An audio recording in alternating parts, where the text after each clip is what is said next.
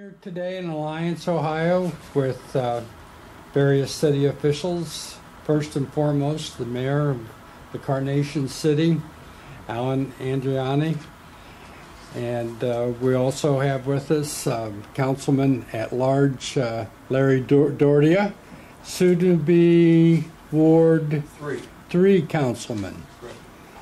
And also with us this afternoon is the Alliance City Auditor, Kevin Knowles. So I'll start off with the topic, which is Alliance found need. I think Council passed it on July 15th to have an increase in the city income tax from its current 2% to 2.5%. The issue, which I understand from looking at the Board of Elections website, is issue 21. Correct. It was filed with the board on August 6th. Correct. So I have done some homework, looked at your CFR online, and I would encourage viewers of the video themselves to get on the City of Alliance website. It's a very good website. And to take a thorough look at the comprehensive finance report that the city's required to put out every year and does in fact do. And I notice from the CFR for 2012 that general revenues accounted for just a little over $12 million in the City of Alliance. Right. And of the city income tax that you presently have, how much of that goes to the general revenue fund? Of that 12.1 million, approximately, Almost between 12 and 12.1. I would estimate somewhere between 10 and 10.1 of that money is. No, that's not correct. You're asking. You're looking at things on an accrual basis. Right. On a cash basis, our income tax receipts last year were 10.2 million. Okay. 79% goes to the general fund on a normal basis after expenses. So for last year, it would have had to be about 7.5 million. Okay. And so what percentage of the 2% income tax goes to the general fund? All of it? On a normal basis, 79%. 79%? 10 goes to master capital, 7 goes to the street, 4% goes to the water. Over the years, and this year also, we've reallocated that sometimes to help operate. So this year we've increased that to 86%. So we've done that at the expense of master capital and street improvements. So we've done some things to help us be able to function, but it's not something you can really maintain permanently because you're taking too much money away from your infrastructure if you do that. I see. Now, Mayor, you've been mayor for how many years? 1.5. One. And so were finances a little shaky when you took office? Well, I think during the course of normal operations, finances in any public institution, you know, my background is in school finance primarily for 30 years. We knew there was a situation, a problem back in 2006. I was on council at that time, as you remember. And in 2006, we, in looking at our income versus our expenditures and trying to maintain our current services, realized we needed probably one large or two different tax initiatives to get back to a fiscal level of stableness there. And what the council did at the time, 2006, we realized we were going to need to fill this large gap. What happened in 2006 was council voted to put on a 0.25, a 1/4% income tax. That passed. Council also voted to put on a 2.75 park levy, 2.75 mils. That was defeated. We were able to go for a period of time on just the 1/4%, but we realized at the time that wasn't going to make it wonderful for the City of Alliance for the long haul. So as we approached around 2010, we knew we were going to have to do something in addition. That was a previous administration, and they were working on that. And out of kind of the blue, there was a significantly large estate that came available to the City of Alliance through the estate tax. It was $3.9 million. So basically since 2010, what has happened, this problem that Alliance has really had in existence since 2006 of having to put major tax revenue on the ballot was put off for a couple years, 2011 and 2012, by that estate. We've been working basically off that large sum of money since then.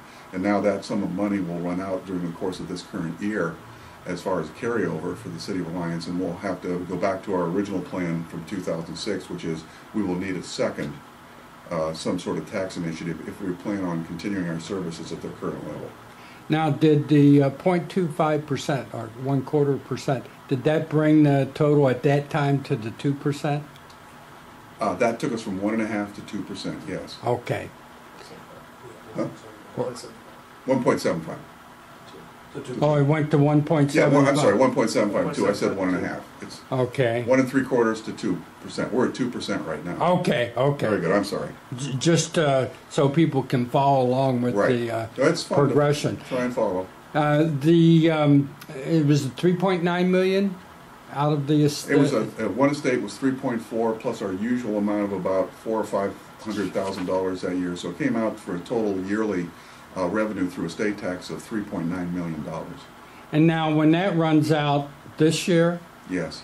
it'll run out forever unless the Ohio Yes. legislature passes Right. And a law reinstituting, because it's gone as of January 1st of this year, correct? Actually, Mr. Olson, the actual legislation ended at January 1st of 2013. Right. But we will have some people who passed away in later 2012 where we'll still be making those collections into 2013. Okay. So we will get some, but we don't anticipate our average amount of money from the estate tax, which was about $420,000 a year. We threw out our high and our low and took an average, and it's about $420,000 a year in revenue on the estate tax, which of course now has ended. And of course that's probably so that we can compete with other states who no longer have estate tax as far as economic development and the philosophical theories about how many times has that money been taxed and all those things that are above my pay grade. Right. Of course, there's been cuts in local government funding to the City of Alliance. The number I have, and maybe you have better numbers, but about over $300,000. Our estimates are it's closer to $400,000. Okay. And I've seen that happen a number of times over the course of my career, both in the schools and here. Higher levels of government have to balance their budgets, and so I've watched this ebb and flow back and forth over the years, and it's kind of almost an expectation when state and federal governments run into budgetary problems, they have to balance their budget somehow.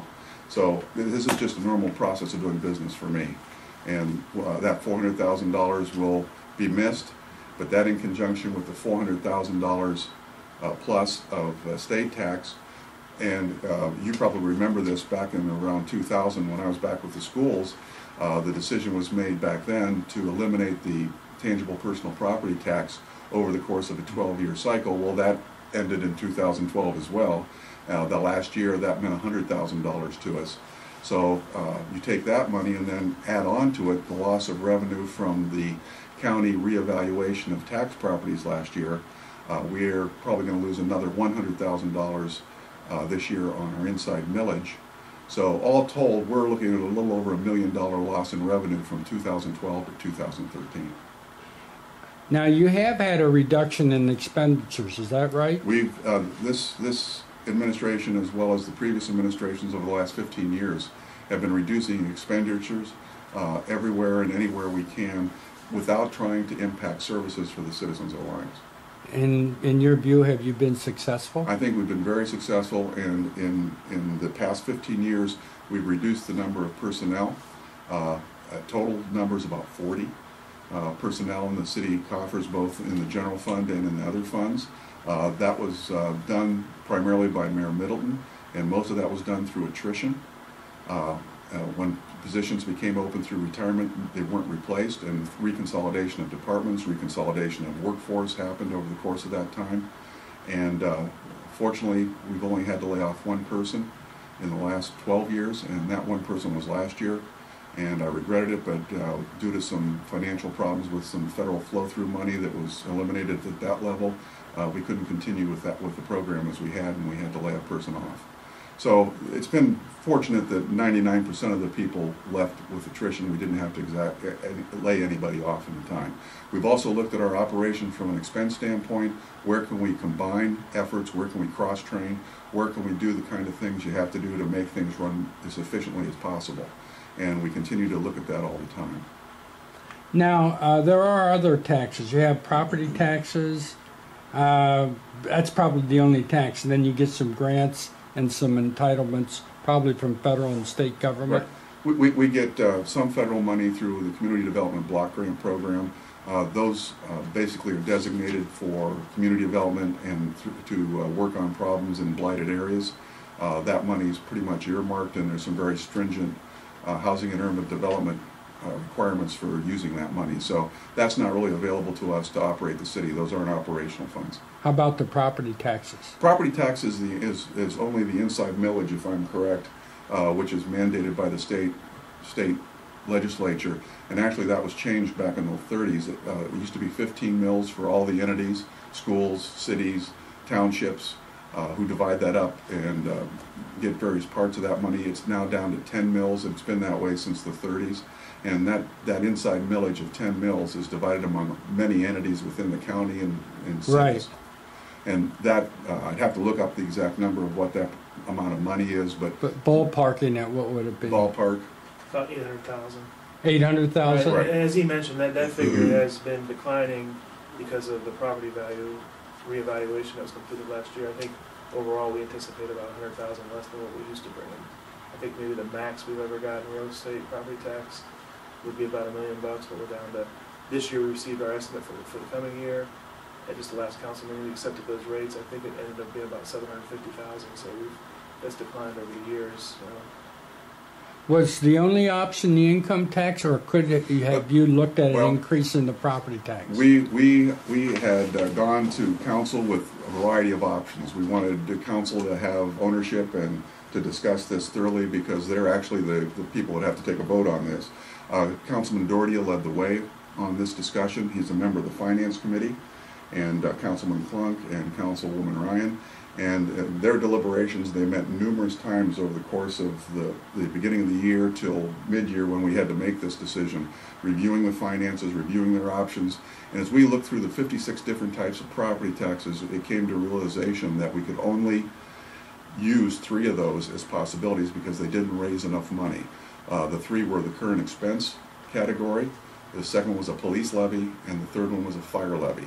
And as we looked at those and doing the calculations, we found that the approximate amount of millage that would require for us to fill in that gap of approximately 2 million plus was 9 mills of taxation. And I'll leave Councilman Doherty to speak for that issue, because they then, after reviewing that and what type of income tax would be necessary to raise the $2 million, made their choice, and that's what's on the ballot today. But I'll let him address the thought process on that specific question. Councilman Doherty, go ahead. Oh, thank you, sir. As the mayor said, we did a lot of deliberating over not only the need of revenue, but what is the current expenditures?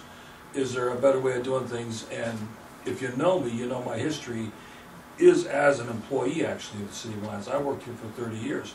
And a little more, my father was the deputy auditor when I got hired here back in '77.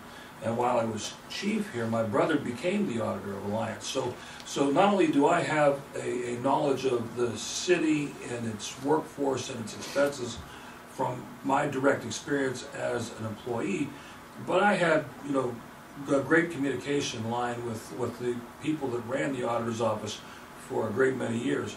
So, I watched a lot of this. I watched as the attrition took place. Very disappointed with how things happened to the street department. We count on our roads to be smooth in the summer and clean in the winter, and they're not always so, because we're down to 8 employees right now in the street department, and with the amount of roads we have, and we're about a 10 square mile community.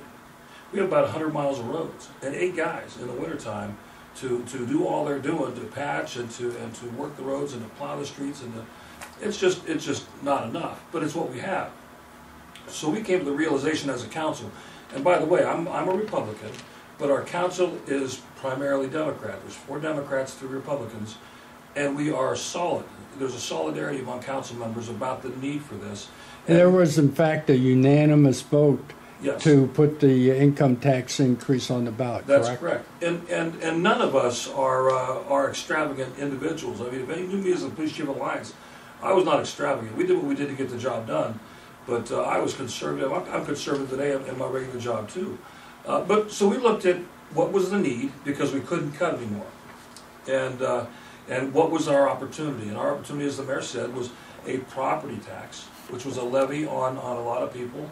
A very large levy on a lot of people, or an income tax. And realistically, when you look at the income tax, if you look at it as a person with an income of $50,000 a year, they're going to pay less than $1 a day to maintain the current level of safety and security that Alliance has provided with them over the years. It really boils down to approximately $10 every 2 weeks. So $10 more a paycheck. The citizens can grant us the opportunity to continue to provide them a high quality of life, a safe environment to live in, to grow up in, to frequent the parks in. And I'm a quality of life law enforcement kind of guy. I mean, that's just my basic nature. And as the mayor said, I flat out said I will not support a levy. I will not. I don't think it's right. I think that's going to burden a lot of seniors. I think that's going to burden a lot of people whose income is not generated through employment. And one of the problems with the property tax with new legislation that took place in the budget bill this year from the state of Ohio is that there's a 12.5% loss to the voters because they don't get that rollback anymore with new property taxes. That's correct. Am I right on that? That's correct. And we talked about that because there already is going to be an increase due to the takeaway by the state. And a property tax is not a permanent tax, whereas an income tax is a permanent tax. And so we would, if we were in such a good position to roll it back, we would. But otherwise, we don't have to go back to the voters another time.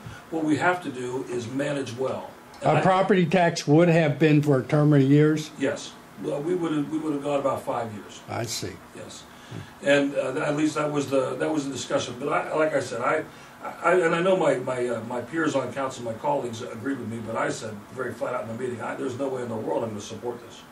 If that's the direction that everybody else wants to go, it's not going to be a unanimous vote because I think it unduly burdens people that can't afford it. Not that anybody can afford it, but again, if you are gainfully employed.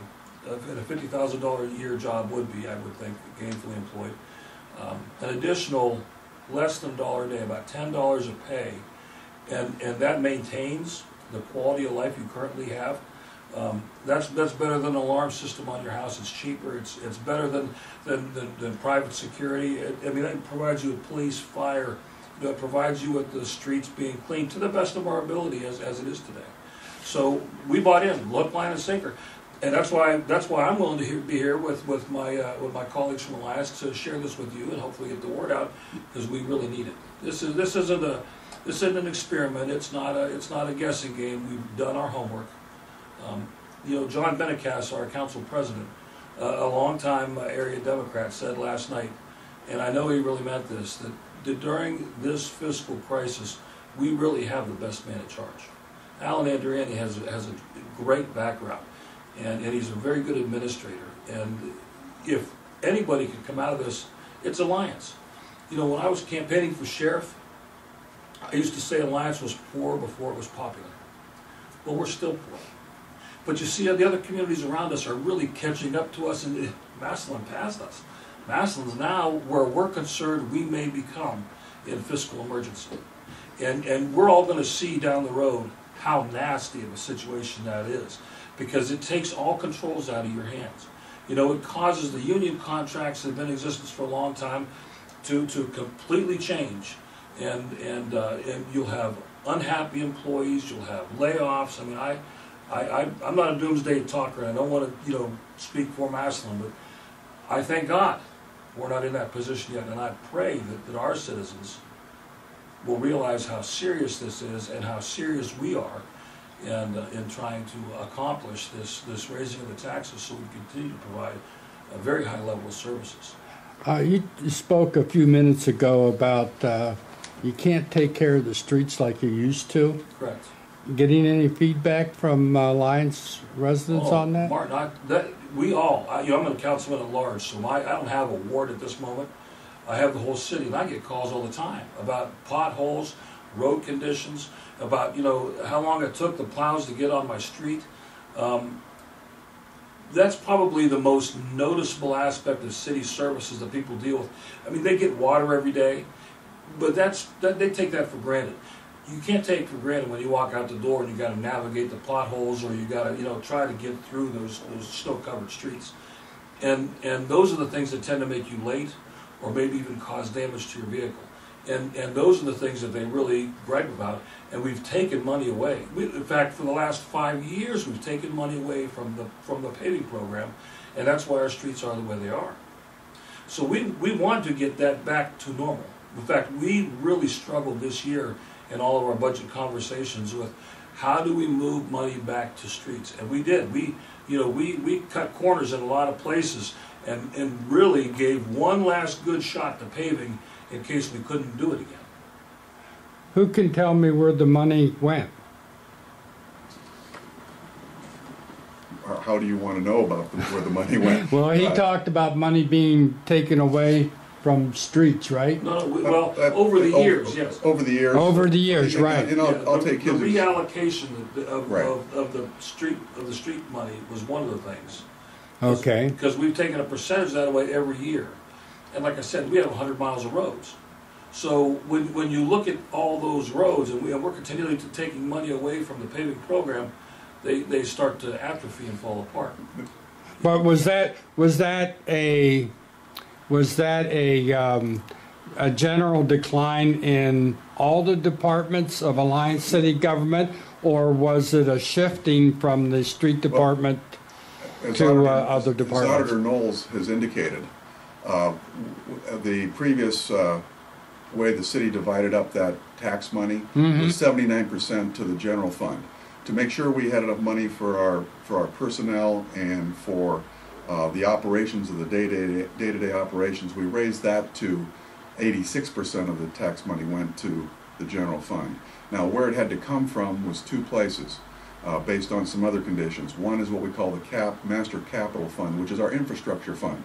That's the one where we buy police cars, we buy fire trucks, we buy all the equipment, we buy all the repair materials. So we took that from 10%, which is what its mandated rate is in our city ordinances, and reallocated it down to 6%. So every department took a 40% cut in their equipment, supplies, and everything this past year, so that we could put it back up into the general fund operating. In the street department, which pays a lot of the paving, the road salt, that's 7% of the tax money. We reduced that to 4%. So in other words, we had about a 45% cut in that. And just to give you a good example, Mr. Olson, a few years ago, the street department had 19 employees. Now it has 8 workers, 2 foremen, and 1 superintendent. So they're basically 11. So that actual workforce, the supervisory has remained the same, but the actual workforce is almost half what it used to be. And they're still trying to cover the same amount of roads. And in actuality, if you look at things like how we have to do things, we're actually fixing more roads than we used to. So those are some of the things that we had to take into consideration, and we've looked at that in each department. But some of these departments, it's a little easier to downsize, and you do lose services when you do that, but some of these you just can't downsize. You have to be very, very careful when you talk about police, when you talk about fire, when you're talking about the water department. You have to have somebody on duty 24/7, 365, and so you just can't cut personnel up to a limit, and we're very close to that limit. We've had the discussions here of recent. How else can we reduce our personnel, which is of course our largest cost, and we're getting down to the factor where it's going to be very, very difficult to reduce further based on how we're staffed right now. The previous safety service director, he kind of indicated that I think the way he used it was they'd used all the rabbits out of the hat. Everything had been cut to the bone, and we're going to have to cut into the bone. At Right, some point in time. if the income tax increase does not pass, there will have to be further cuts. Well, what's going to happen is we'll be on the same path Masslin's on right now. At the end of this year, we will be borderline on the first level of the state auditor's fiscal conditions. That's called fiscal caution. We'll be right at that bubble. It'll be a call that the state auditor will make over the course of the 6 months after January 1st. The thing we look at, and the auditor has done just a tremendous amount of number crunching and looking at various options and looking at how things will work. What we'll do is, if we aren't in fiscal caution by the end of 2013, we will slide through fiscal caution, through fiscal watch, and straight into what's called fiscal emergency, which is where Massillon finds itself. And it'll be pretty much the same scenario as Massillon in 2014, just we're a year behind. Right. And, but again, let me ask the question. Does that mean that you'll just run at a deficit, which I don't think cities can, right? Cities are not permitted to. Right. And you know, I have planning done based on if it passes. We still have to monitor our expenses, and we still have to be very, very efficient and effective with our use of personnel and resources. If it fails, then we have to look at what alternatives, and we only have two alternatives, and that is to downsize and to increase revenue. So if this thing passes, this 0.5% income tax, it'll get us about 3 to 5 years. If it doesn't pass, we'll just be trying to recondition ourselves through either a different type of tax revenue or some other operation to reduce expenses and increase revenue. Okay, so it'll be a combination, likely. But if the voters, does the city have power, or council have the power to impose a tax increase? No, they don't. Okay. Council has the power to put it on the ballot. And that's for me, being the old school guy that I am, kind of, this is the only level where the Alliance voter gets to actually vote on what their taxes are going to be. It's that they're imposed from other legislative bodies, whether it be federal or state. They're going to tell us what they want. Do they want us to reduce services further through cuts and still have to put on some form of a tax measure to break even and make the thing balance? Do they want to pass this one and keep our services as best we can at the levels they are right now? They're going to tell us, and that's to me is a perfect world, because you hear from your constituents what they want you to do. Now, how much will the 0.5% raise? It'll be a little over $2 million. $2 million? Based on what we know right now. That's one, you know, income taxes fluctuate based on economy. So as with given our conditions right now, we're estimating a little over $2 million. I see. Now, I think if the tax does pass, it will put Alliance in the top position in Stark County in terms of sales tax, income tax percentage. Yes, correct? I would. My research has shown this will be the highest income tax in Stark County. Okay. In fact, I cover Massillon too, and the council in Massillon took note of what's happening in Alliance, and said, well, if Alliance is doing this, and they wanted to go to 2.1. Right. And I felt the citizens needed to have the option. I think the council, after reviewing what property taxes do and how they affect people and how income taxes are kind of based on what the worker who is working makes, they preferred to go the income tax route this time and give the Alliance citizen the opportunity to tell us what they want. Other cities, larger cities, have larger income taxes like Akron and Youngstown. They're big urban centers and have the situations to deal with that they have to deal with.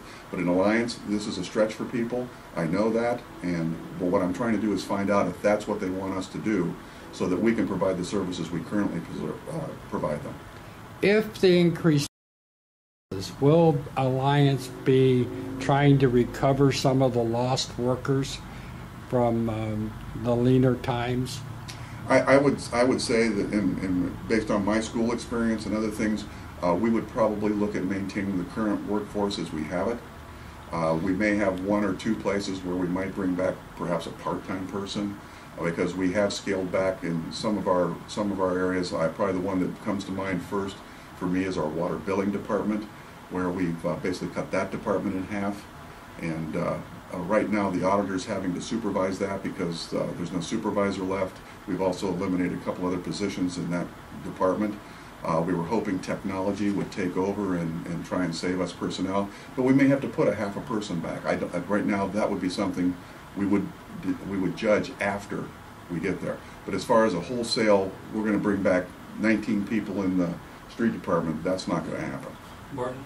Yes. I do think it's important when you want to compare us to the other cities, that you realize that Alliance took the economic hit before anybody else did. We lost American Steel, we lost Morgan Engineering. We went into a significant downward spiral economically. What we've had as a tremendous asset and currently have is very professional individuals in the auditor's office, people who are keeping tabs on the day-to-day dollars.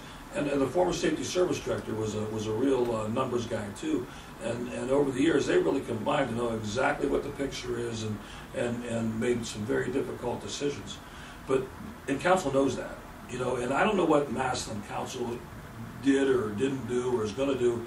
What I read in the paper is there's some contentiousness in the Massillon interior, in their government. I can tell you that isn't here. As a person who is an active participant in the administration of the city, we work well with Alan. And we all, no matter what political persuasion we are, respect Alan, we respect Kevin. These guys are no nonsense. They're here for the right reason, and they'll work tirelessly into the night to make sure that the facts are right and the numbers that we have are true, and we also respect each other. So, this isn't something, again, that is done casually. This is done with a tremendous amount of hard work and knowledge. And when you come to the decision to try to raise your income tax to the highest level in the county, you better know your numbers, because we don't want to be that city. We don't want to be those people. Every councilman says, "Boy, the worst time of my life was when we raised taxes," and all the negativity that surrounds that. Well, we understand that, and we're willing to take that beating to keep this city working. This city needs to work. Have you had any reaction from the citizens on 2.5% being the income tax rate? Yeah, I've had people just flat out say, "I'm not voting for it." And I've not had anybody get, unhappy. Real negative. Just tell me they haven't. But I've also had a lot of people say, "You know what? The things that Alliance has been doing, and we have, our loss of personnel has brought us an increase in technology. We're much better at managing the cracks and the potholes today. We have some better technology, better equipment that requires less manpower, and it moves faster. So, there are some good things that came about from being poor. And we're not going to lose those things. In Alliance, poor is a culture. That's how we are. But the reality here is we're going way beyond poor now. We're going to go into an area of debt where perhaps a panel of people, put together by the governor, is going to tell us how to run our city. And that's never a good thing. We really think we're in a much better position. We really hope our citizens will understand that what we're trying to do is give them the best quality of life we can give them.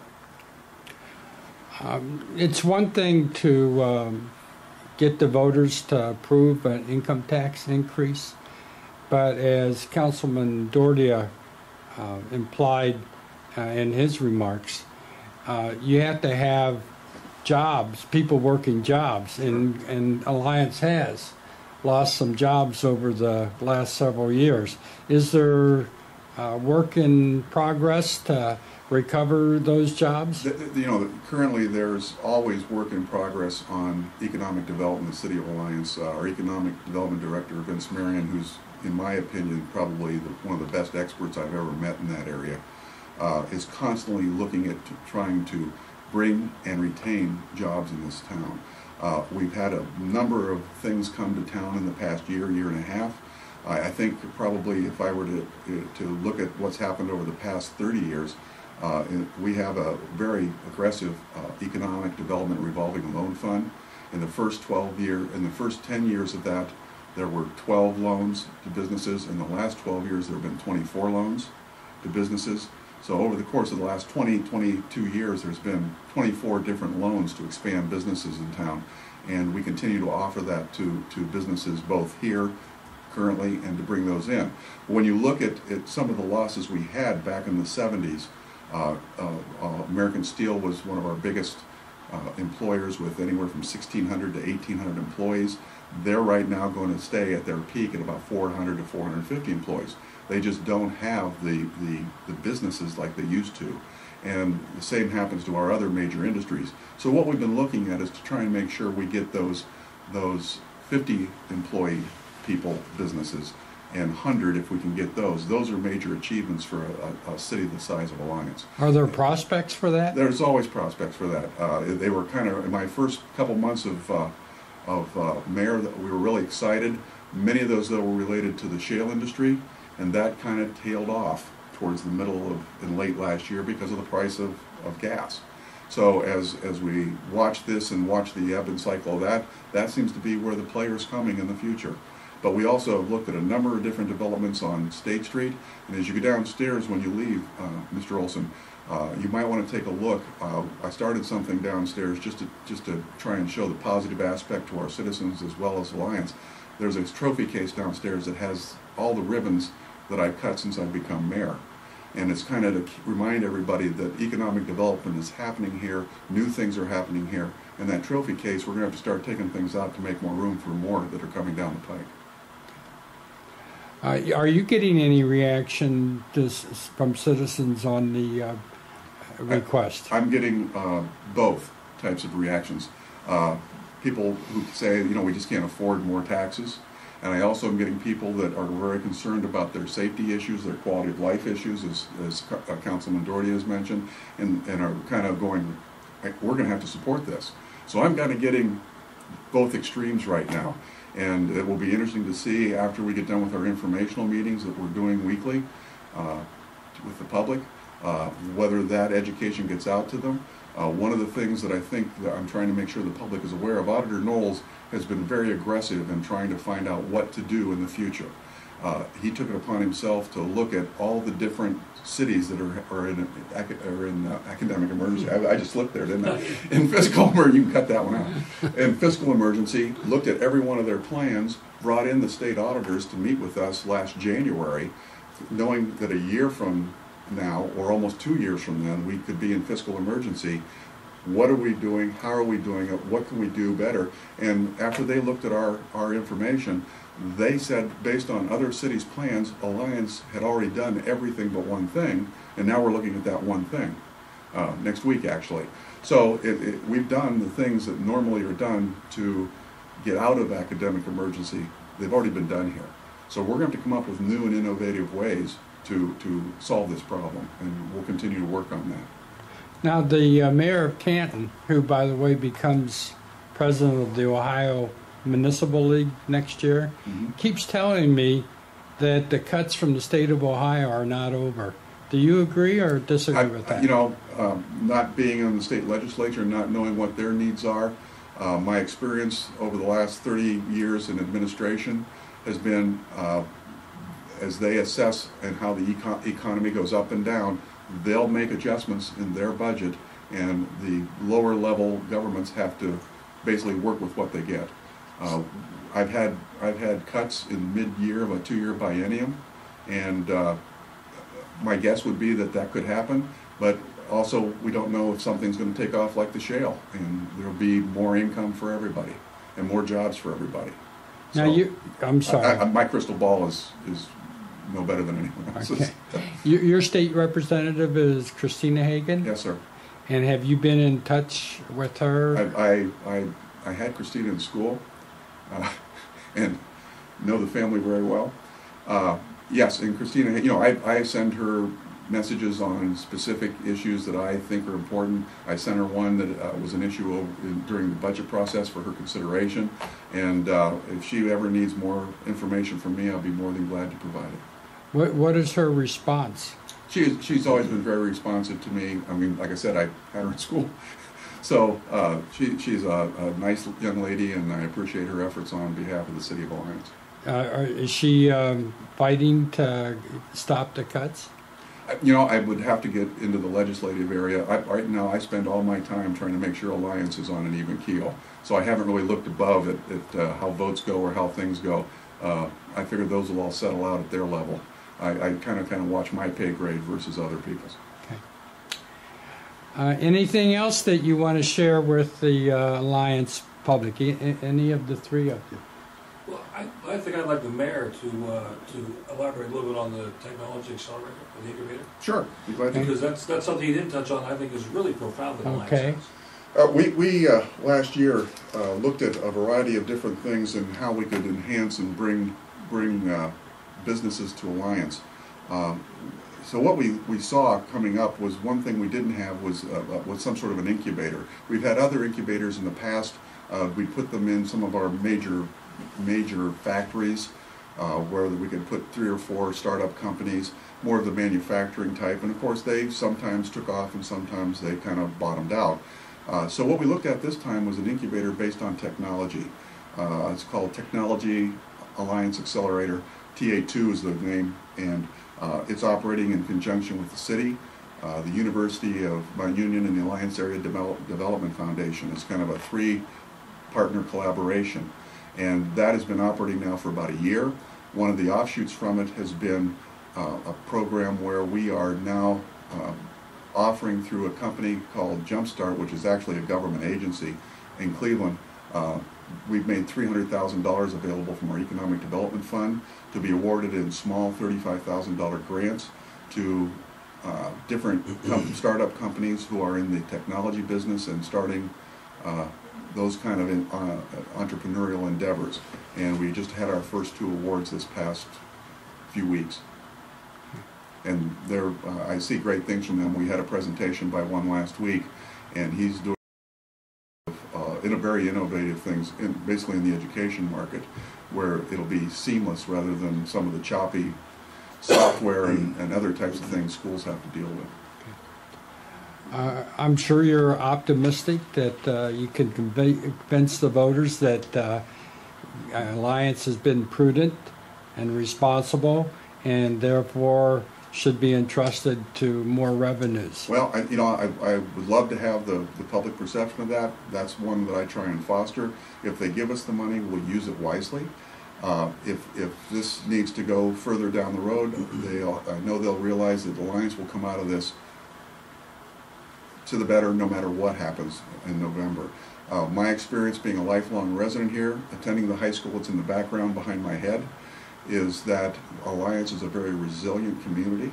It can take the hard times and will come out of that fine, given enough time. So I'm very confident no matter what happens, Alliance will be fine. One topic that you referred to that I really didn't pick up on, I need to, is your informational meetings. How have they been going? They started last night. It was a fairly low attendance. I think we'll need to upgrade our media announcements of those things, and we're doing 5 or 6 more of those. But I thought it was a very productive meeting because I got a lot of good feedback, and I saw a lot of ownership on people to start to help out with the process and help with the program. I think we've done 3 or 4 of them so far, and since I'm doing the presentations, I'll let the auditor comment whether or not they were very well received. The first few that we did were for some of the service groups within the city, Chamber of Commerce, the Kiwanis Club. Those were rather small groups, but very influential people within the city. I thought it was well received. I thought they asked very intelligent questions, and they're familiar with the city government. I think they would support the fact that we have been prudent with money over the years. So those were the first waves of these. We have a few more. The dates and times are actually listed on the cityofaLliance.com's website for the public. We made a commitment to go to each of the wards within the city, so the dates and times are all listed on there. So hopefully we'll have a better turnout, because we want to make sure that we do have the opportunity to convey this message to everybody. Is there any organized opposition? Not that I'm aware. Hey, Martin, before we go much further, you asked about us being good stewards and the perception of that. Our auditor located a company, actually another community, that could research income tax records and determine if people live in the city but don't pay city income tax. And we thought that was a very interesting thing, because if you live here, we think that it's only fair that you contribute as well, because you're receiving city services. And Kevin has done a great job working with them, and the timing probably isn't the best, because some letters have recently gone out to Alliance residents that haven't paid taxes or that appear not to have paid taxes, and they're going to have a bit of a hearing process in the near future to determine how much maybe they should have been paying over the last 6 years. So not only are we trying to adjust our revenues, but we're even trying to make sure that nobody falls through the cracks. And I think when it comes to talk about have we been good stewards, and I'm not, when I say we, I mean these guys, because I'm not on that end of things, but I know they've been good stewards. I mean, I really know they have, or I couldn't support something like this. And I look forward to the outcomes of that new research project that's ongoing, and maybe finding some previously unknown Alliance City taxpayers. Have any idea, Auditor Knowles, how much we might be talking about? I wouldn't be able to put a price tag on it, but starting this Friday, over 1,000 letters will be going out. We contracted with the city of Cleveland. There's a law that says any city that has a population of over 250,000 can access the IRS federal tax databases. So we've shared with them some information from our database, and basically they run a comparison on that to determine anybody who potentially did not file or pay city taxes. So we'll kind of wait and see what the outcome of this will be. But really the feedback that I've received from our average taxpayer has been positive, because they're like everybody else. They want to make sure everybody is paying their fair share. So I have not had any objections to this program. I think there are maybe 45 cities within the state that have participated in this. I think I did some research to find this to begin with. So, as Councilman Doherty has said, we're not sitting on our hands. We're out trying to find creative ways to manage our revenue. Does Alliance have a credit program for residents who work outside the city paying income Yes. tax and others? Correct. The credit is 1.75%. Along with the income tax initiative, the proposal is for 2%. The credit would be adjusted to 2%. The tax rate at 2.5. I see. Okay. Has there ever been any consideration given, like other cities? I think Canton did it. The mayor of Massillon's insisting on it, but council hasn't gone along with reducing the amount of credit. Or is Alliance fixed on maintaining that? And let me answer that with an example. And daughter recently married. She works in the city of Alliance, lives in another community. Her husband lives with her, of course, in that community, and then works in 2 other different communities, one of them being Akron, which has a 2.25%. If you eliminate the credit, my daughter could be paying upwards, her family, 6 to 7% perhaps of their income in municipal taxes because there's no credit for anything. So I think that's something you have to research very, very carefully before you would implement something like that, and start to realize what kind of an impact this has on everybody. And not that just my daughter would be impacted, but there's a number of people who live in the city of Alliance, work in the city of Alliance, live in our surrounding area, and may be paying to multiple municipalities. So I think you have to think about that very carefully and try and get a good sense of that.